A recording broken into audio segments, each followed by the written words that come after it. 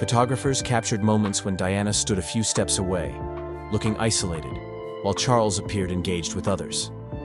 Their differing interests became more obvious. Diana preferred spending time with her sons, Prince William and Prince Harry, and focusing on charitable work. Charles found solace in quiet hobbies and deep conversations that did not always include Diana. By the end of 1986, it was clear to insiders that the royal couple had practically become roommates, not partners. They lived their daily lives in different parts of palaces, rarely meeting except for official events or planned family moments. Despite efforts by the royal family to deny any serious marital problems, rumors circulated across newspapers and magazines, intensifying the pressure on both Charles and Diana. Diana's Panorama interview, 1995. Diana's Panorama interview, 1995, was a moment that caught the world by surprise and changed the way people viewed the royal family. It aired on November 20th, 1995, on the BBC program Panorama, hosted by journalist Martin Bashir. Millions of people tuned in to watch Princess Diana speak openly about her life, her marriage to Prince Charles, and the pressures of being in the public eye. This was the first time a member of the royal family had given such a frank and personal interview on national television. From the beginning, Diana showed a calm and gentle manner, even though the topics were deeply personal. She spoke about feeling isolated and misunderstood within the royal household. She also confessed to struggling with bulimia, a condition she linked to the stress and emotional pain she felt. Diana's openness on these private matters showed her willingness to connect with ordinary people who faced similar struggles. Perhaps the most remembered part of the interview was Diana's honest talk about her marriage problems. At one point, she famously said, "There were 3 of us in this marriage, so it was a bit crowded," referring to Prince Charles's long-running connection with Camilla Parker Bowles. This direct statement seemed to confirm the rumors about Charles and Camilla's affair. Hearing Diana speak these words on national television shocked the audience and the royal establishment. During the interview, Diana also talked about her role in the royal family, suggesting that they saw her as a threat rather than an ally. She described feeling unsupported by palace staff and felt that her accomplishments were overshadowed by royal protocol. Diana expressed that she wanted to be a queen in people's hearts, suggesting that she cared more about helping others than about official titles and positions. The public reaction to Diana's Panorama interview was huge. People felt both sympathy and admiration for her honesty. Many applauded Diana for daring to speak about private matters, while others criticized the BBC for giving her such a platform to reveal the inner workings of the royal family. For the royal household, the interview was a crisis that raised questions about how to handle such a frank admission of marital issues and personal pain.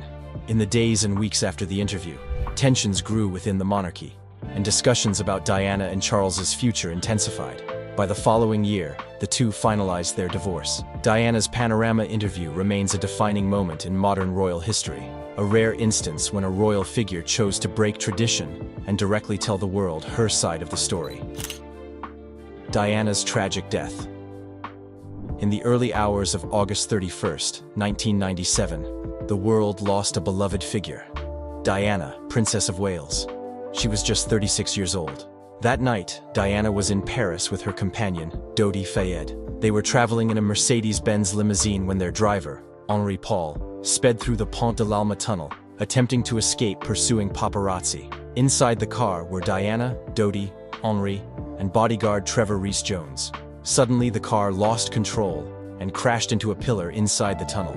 Dodi Fayed and Henri Paul died at the scene. Diana was rushed to the Pitié-Salpêtrière hospital, where doctors worked tirelessly to save her. Tragically, she succumbed to her injuries a few hours later. Only Trevor Rees-Jones survived, though he was badly hurt. Initial police reports revealed that Henri Paul had high levels of alcohol in his blood. The paparazzi on motorbikes had been chasing the car, hoping to get photos, and were quickly blamed by the public for their role in the tragedy. When the news of Diana's death reached the public, shock and grief spread around the globe. People could not believe that the people's princess, known for her warmth and compassion, was gone. Crowds began to gather outside Kensington Palace in London, leaving piles of flowers, letters, and gifts as tributes. Newspapers worldwide carried headlines of disbelief and sorrow. In the days leading up to her funeral, the nation found itself overcome with mourning. On September 6, 1997, Diana's funeral took place at Westminster Abbey. A solemn procession guided her coffin through the streets of London, with her sons, Prince William and Prince Harry, walking behind. Seeing the two young princes following their mother's coffin brought many to tears. Crowds lined the route, and millions more watched the proceedings on television. Elton John performed a moving rendition of Candle in the Wind, which he had reworked to honor Diana. Diana's death sparked new discussions about the heightened role of the media and paparazzi in the lives of public figures. Many felt that the relentless pursuit for tabloid photos had gone too far. At the same time, people praised Diana's charitable work and genuine kindness. In the months and years that followed, her legacy inspired changes in how the royal family engaged with the public, and how the press approached the private lives of famous individuals. Charles and Camilla marry, 2005.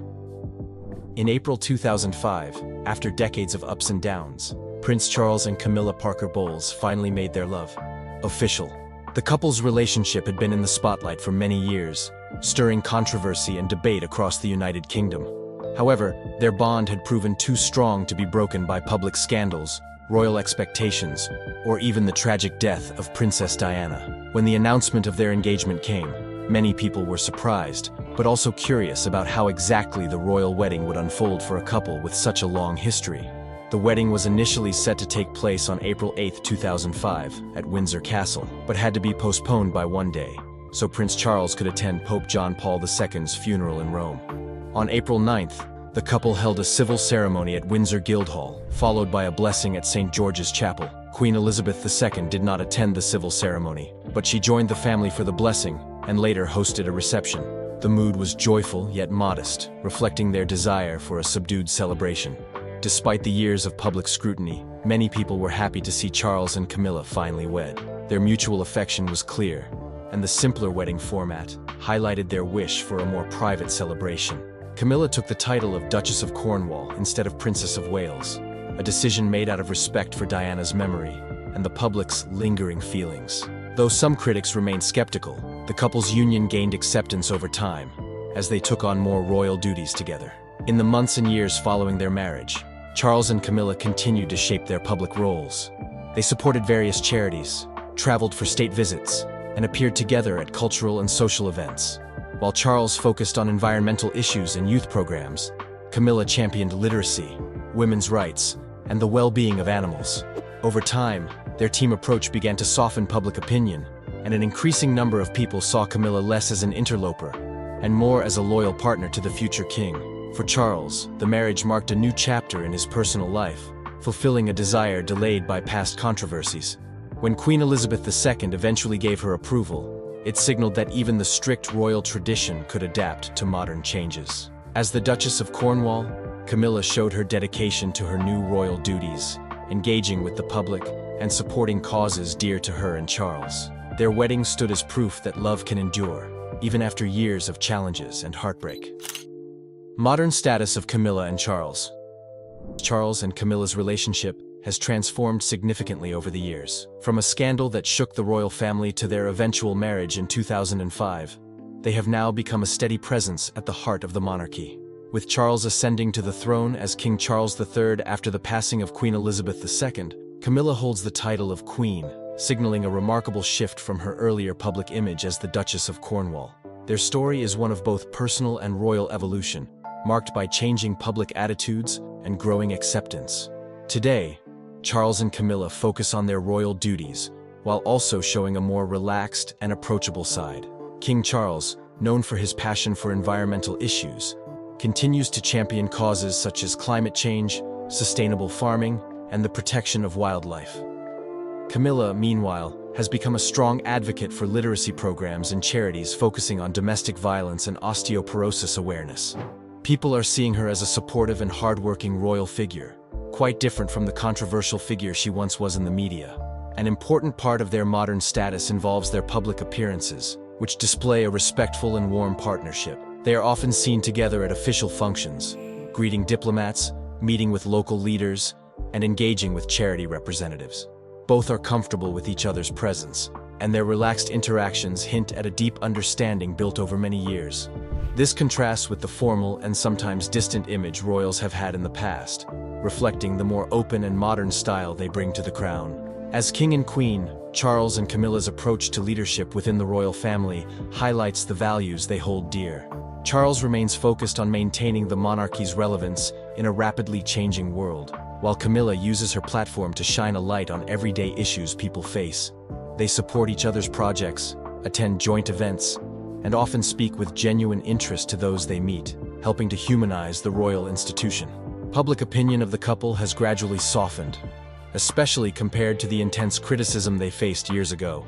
While some still remember the past controversies, many have come to respect Charles's lifelong commitment to public service and Camilla's dedication to charitable work. Their marriage is viewed less as a royal scandal and more as a story of two people who eventually found acceptance and happiness together. Behind closed doors, she grappled with anxiety and a deep sense of frustration at how swiftly an unsubstantiated rumor could overshadow her years of dignified discretion. Eventually, the emotional strain reached such an intensity that she realized something had to change. She could not continue living as the unwitting protagonist in a public drama that showed no sign of ending. After much deliberation, she decided to take a decisive step, a formal announcement that she would step away from public life. The statement came through a single, carefully worded communication to a well-regarded British paper that had historically treated her with at least a modicum of fairness.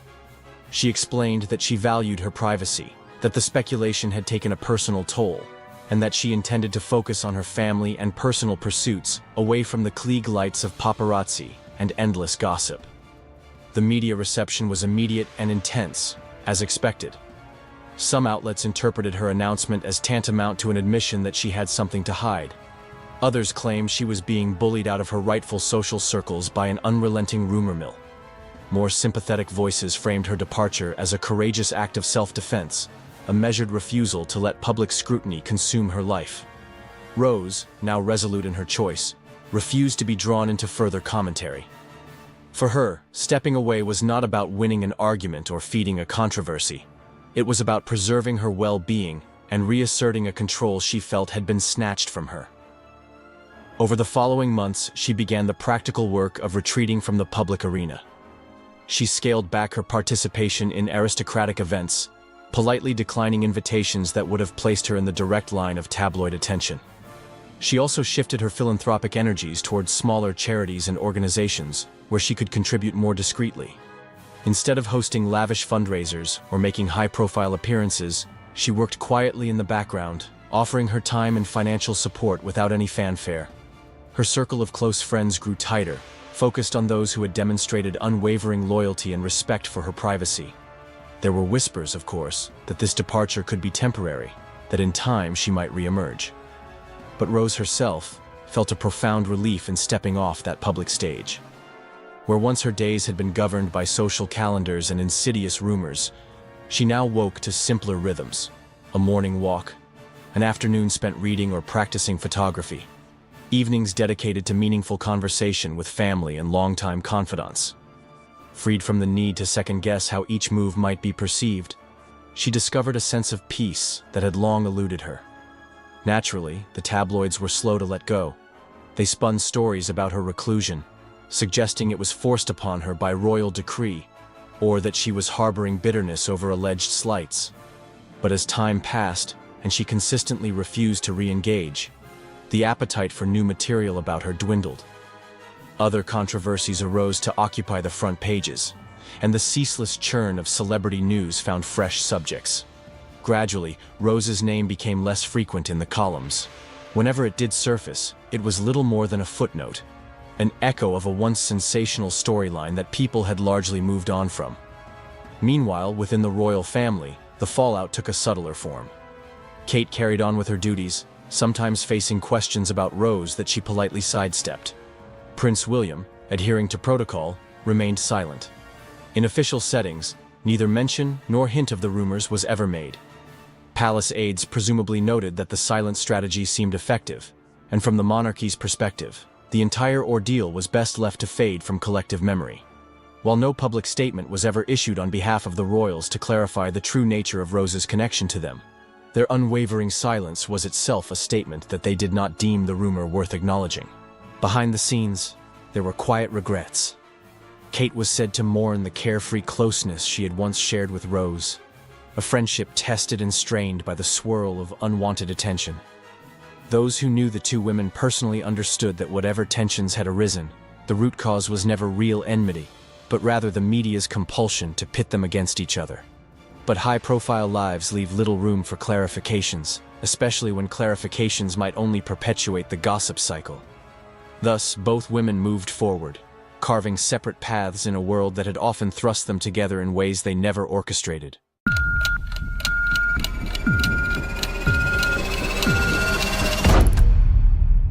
Royal Princess Anne. She has opened up the room and opened up her schedule to do something she rarely does. Just minutes ago, Princess Anne stunned the world with a heartfelt and emotional farewell to Buckingham Palace. Her words left millions of royal watchers in shock as they realized that the royal family is not as invincible as they once thought. In a candid moment that broke royal protocol, Anne opened up about the impact the palace had on her life and how it shaped her journey. But what made this farewell so unexpected? Princess Anne, known for her stoic demeanor, revealed a side of herself that many thought didn't exist. It wasn't just a goodbye. It was a deep reflection on everything Buckingham Palace symbolized for her. Was this a final emotional release or a strategic move? Her words will change how you see the royal family forever. In her emotional goodbye, Princess Anne didn't just speak about her time at Buckingham Palace, but she revealed the silent, unseen struggles she faced while living under its roof. This wasn't the royal image everyone has come to know, perfect, polished, and untouched by pain.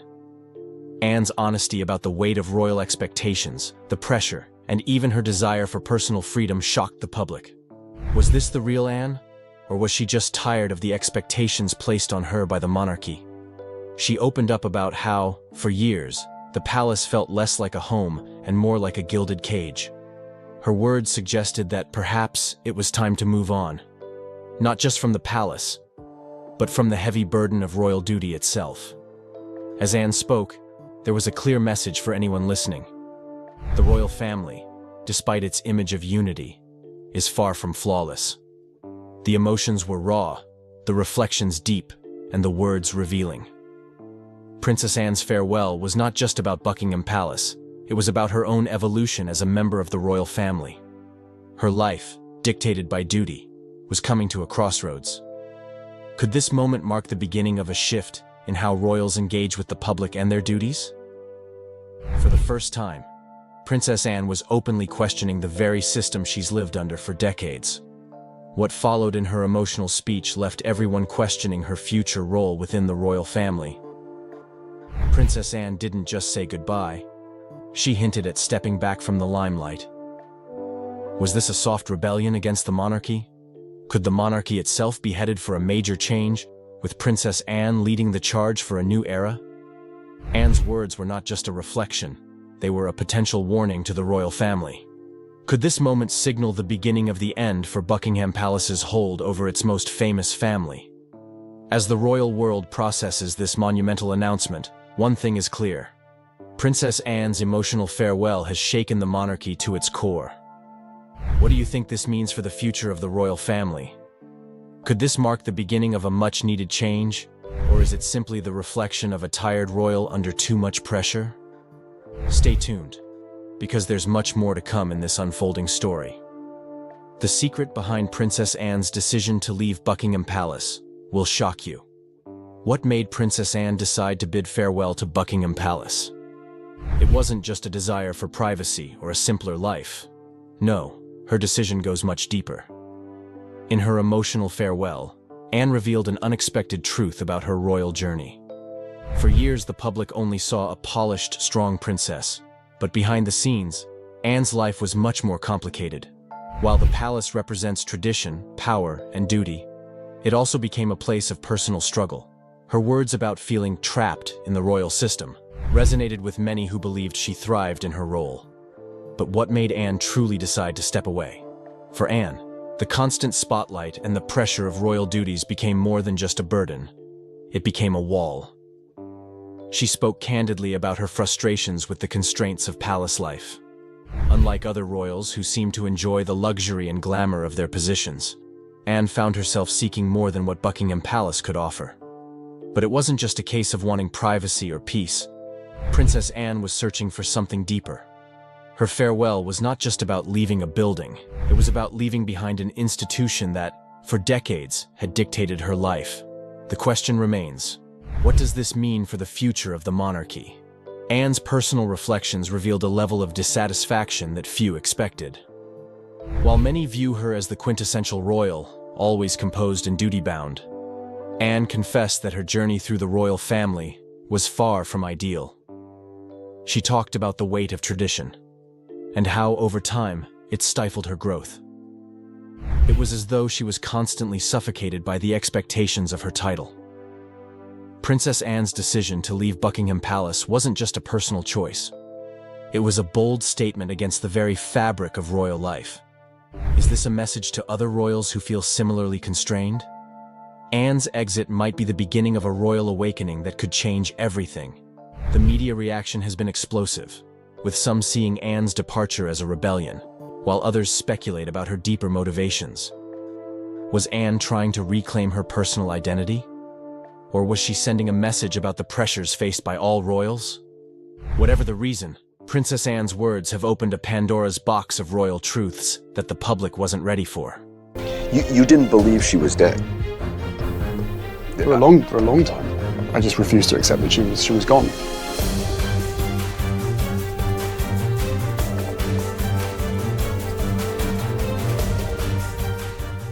For decades, the world believed they knew the truth about Princess Diana's tragic death. A terrible car accident in Paris, caused by a drunk driver and pursuing paparazzi. The people's princess, taken too soon in a senseless tragedy. But now, a shocking revelation has turned that narrative upside down, leaving the British royal family and the entire world reeling. What could possibly be more devastating than the original tragedy? The truth behind what really happened that fateful night in Paris is more unimaginable than anyone could have suspected. The shocking revelation. On a rainy Tuesday morning in London, crowds gathered outside the Old Bailey, Britain's central criminal court, as rumors swirled about a secret trial that had been conducted behind closed doors. Security was unprecedented, with armed officers creating a perimeter around the building and all electronic devices banned from the proceedings. When the Lord Chief Justice emerged to address the waiting press, his face was ashen. "Today, I must deliver news of such gravity that it will forever alter our understanding of recent British history," he began, his voice wavering slightly. Following a trial conducted with the highest security protocols, evidence has been presented that has led to the conviction of a member of the royal family in connection with the death of Diana, Princess of Wales. The crowd fell silent as the impossible words hung in the air. The justice continued. Prince Harry, Duke of Sussex, has been found guilty of conspiracy to commit murder in the death of his mother. The sentence is life imprisonment without possibility of parole. The world stood still. How could this possibly be true? Diana's youngest son, who had been just 12 years old when she died, convicted of orchestrating her murder. It defied comprehension. The evidence uncovered. As details emerged in the following days, the story became even more bizarre and disturbing. The case had begun unraveling 3 years earlier, when a former MI6 agent, terminally ill with pancreatic cancer, had come forward with a deathbed confession. He claimed to have knowledge of a long-term operation that had been hidden from all but the highest levels of British intelligence. According to recently declassified documents, the agent had provided investigators with encrypted files that contained surveillance recordings, financial transactions, and communication logs dating back to 1997. Most disturbing were a series of coded messages allegedly sent from a young Harry to unknown operatives in Paris in the weeks before Diana's death. Forensic accountants had traced a series of complex financial transactions through offshore accounts that appeared to link the young prince to payments made to several individuals who were in Paris the night Diana died. Computer experts testified that the encryption used in these communications matched protocols that would have only been known to someone with access to royal security briefings. Perhaps most damning was newly enhanced security footage from the Ritz Hotel in Paris that appeared to show Harry, disguised and wearing a prosthetic facial feature, meeting with Henri Paul, the driver who would later crash the car carrying Diana and Dodi Fayed. Facial recognition experts testified with 99.7% certainty that despite the disguise, the individual was Harry. The impossible timeline. But how could a 12-year-old boy possibly have orchestrated such a complex plot? This question dominated headlines worldwide as royal experts and criminal psychologists attempted to make sense of the conviction. The prosecution's case, portions of which were now being leaked to the press, presented a timeline that seemed impossible. They alleged that Harry, far from being the traumatized child the world had sympathized with, had been a calculating prodigy who harbored deep resentment toward his mother for her relationship with Dodi Fayed and her increasingly independent stance from the royal family. Psychologists brought in by the prosecution painted a picture of a disturbed child who, despite his youth, had access to resources and connections that most adults could never imagine. They claimed he had been diagnosed with a rare condition that accelerated cognitive development while dampening emotional and moral reasoning, essentially creating a child with the intellectual capabilities of an adult, but without fully developed empathy. The defense had vehemently rejected this characterization, bringing their own experts who testified that such a psychological profile was pure fiction, and that the prosecution's timeline was physically impossible. They pointed out that Harry had been at Balmoral Castle in Scotland with his father and brother when Diana died, a fact confirmed by numerous royal staff and security personnel. The royal family's response. As the details of the conviction became public, Buckingham Palace remained in lockdown. King Charles III, Harry's father, had reportedly collapsed upon hearing the verdict and was under medical supervision. Prince William, now heir to the throne, had cancelled all public appearances indefinitely. After 3 days of silence, the palace finally issued a brief statement. The royal family acknowledges the verdict delivered by the court. This is a time of profound shock and grief as we attempt to understand these disturbing allegations. We ask for privacy as we process these events and determine appropriate next steps. No further statements will be made at this time. The statement was notable for what it didn't say. There was no defense of Harry, no questioning of the verdict, no expression of support for the convicted prince. This omission led to immediate speculation that the royal family had prior knowledge of the investigation, or perhaps even believed in Harry's guilt. Meghan, Duchess of Sussex, who had been in California with the couple's children during the secret trial, was reportedly under protection at an undisclosed location. Sources close to her claim she was utterly devastated and in complete disbelief, having had no knowledge of the trial until the verdict was announced. Public disbelief and conspiracy theories. The public reaction worldwide was one of stunned disbelief, followed quickly by skepticism. How could such a massive conspiracy have remained hidden for decades? How could a child have orchestrated such a complex plot? And why would Harry have wanted his beloved mother dead? Social media exploded with conspiracy theories, many suggesting that Harry was being framed, perhaps by elements within the royal family or British intelligence, who feared what might be revealed in his upcoming memoir.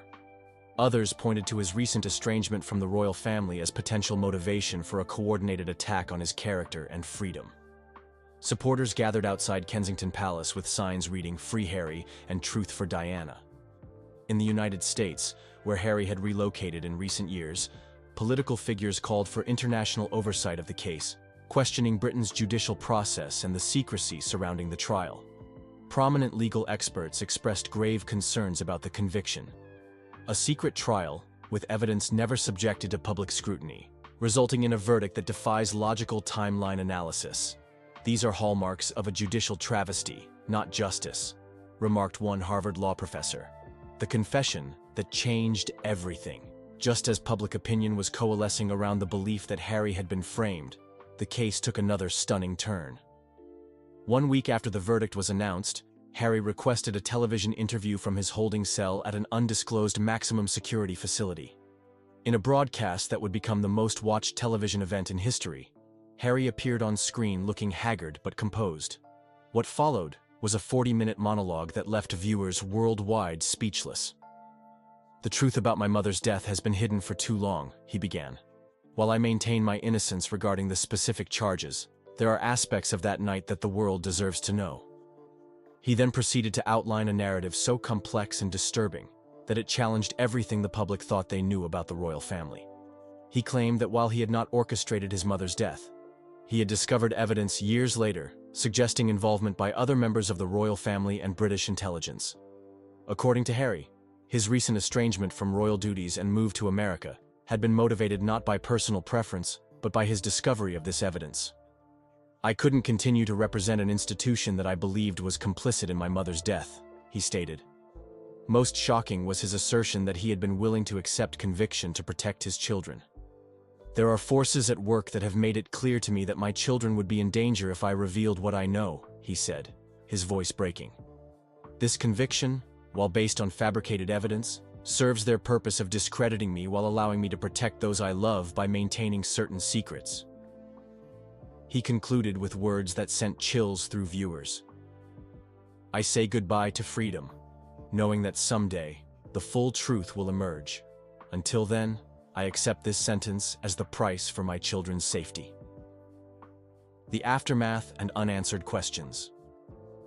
In the days following Harry's televised statement, the case became even more convoluted. Legal experts questioned how a defendant who maintained his innocence could be convicted in a fair trial. Intelligence analysts debated whether Harry's claims about threats to his children were credible or a desperate attempt to rationalize a legitimate conviction. The royal family remained silent, neither confirming nor denying Harry's implications of their involvement in Diana's death. This silence only fueled further speculation, with public opinion increasingly turning against the monarchy as questions mounted. Parliament convened an emergency session to discuss the constitutional implications of a convicted murderer in the line of succession, though far down the list. Legal scholars debated whether the conviction could be challenged in international courts, given the extraordinary nature of the secret trial. Meanwhile, Harry was transferred to an undisclosed prison facility, reportedly under constant surveillance to prevent any possibility of self-harm. Visitors were strictly prohibited, with even his legal team having limited access. The evidence disappears. 3 months after Harry's conviction, another shocking development occurred. The Ministry of Justice announced that the evidence used to convict Harry had been stolen during a sophisticated breach of government security systems. All digital records, including the enhanced security footage from the Ritz Hotel and the financial transaction records, had been completely wiped from government servers. The physical evidence, including original documents provided by the MI6 whistleblower, had disappeared from a supposedly impenetrable evidence vault. With the evidence gone, legal experts suggested that Harry's conviction should be overturned, or at least reconsidered. However, the Lord Chief Justice issued a statement indicating that the verdict would stand, as the evidence had been duly considered by the court before its disappearance. This extraordinary series of events only deepened public skepticism about the case. If the evidence was compelling enough to convict a royal prince of matricide, how could it have been so poorly protected? Was the theft a convenient way to prevent further scrutiny of potentially fabricated evidence? A nation divided, a family destroyed. As months passed, Britain found itself deeply divided. Polls showed that approximately half the population believed Harry was innocent and had been framed, while others accepted his guilt but questioned the circumstances surrounding his confession. A smaller percentage believed in his complete guilt and felt justice had been served for Diana. The monarchy's popularity plummeted to historic lows. King Charles, already advanced in age, appeared increasingly frail in his rare public appearances. There were whispers in political circles about the viability of the monarchy itself, with Republican sentiment growing stronger than at any time in modern British history. Prince William, now effectively the face of the monarchy's future, found himself in an impossible position, unable to defend his brother without potentially implicating his family in Diana's death, yet viewed with suspicion by a public that wondered about his own knowledge of the truth. Meghan and the children remained in the United States under tight security. Sources reported that all communication with Harry was monitored, with their children unable to have private conversations with their father. The documentary that shook the world. 1 year after Harry's conviction, a documentary was released simultaneously in multiple countries to avoid British legal injunctions. Titled The Prince's Tragedy, it featured interviews with former royal security personnel, intelligence officers, and forensic experts who systematically dismantled the timeline of the prosecution's case. Most compelling was testimony from Harry's former protection officers, who provided irrefutable evidence that he had been continuously under their supervision at Balmoral during the critical periods when he was allegedly in Paris. They risked prosecution themselves by revealing classified duty logs and security protocols that had previously been withheld from the defense. The documentary also introduced a facial recognition expert who demonstrated that the technology used to identify Harry in the Paris footage had been manipulated. Using the original algorithm rather than the modified version presented in court, the expert showed that the individual in the footage bore only a 23% similarity to Harry, far below the threshold for identification.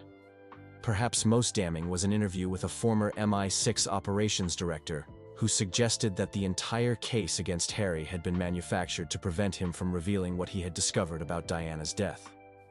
When a prince threatens to expose state secrets, conventional methods of silencing him are impossible, the intelligence veteran noted. Character assassination and false imprisonment become the only options. The final goodbye. 2 years into Harry's sentence, as legal challenges to his conviction gained momentum and public pressure for a retrial mounted, another shocking announcement came from the prison authorities. Prince Harry had been found dead in his cell, apparently by suicide. According to the brief official statement, he had left a note reading simply, "The truth dies with me. Keep them safe." No autopsy results were released, and his body was quickly cremated before independent examination could be arranged.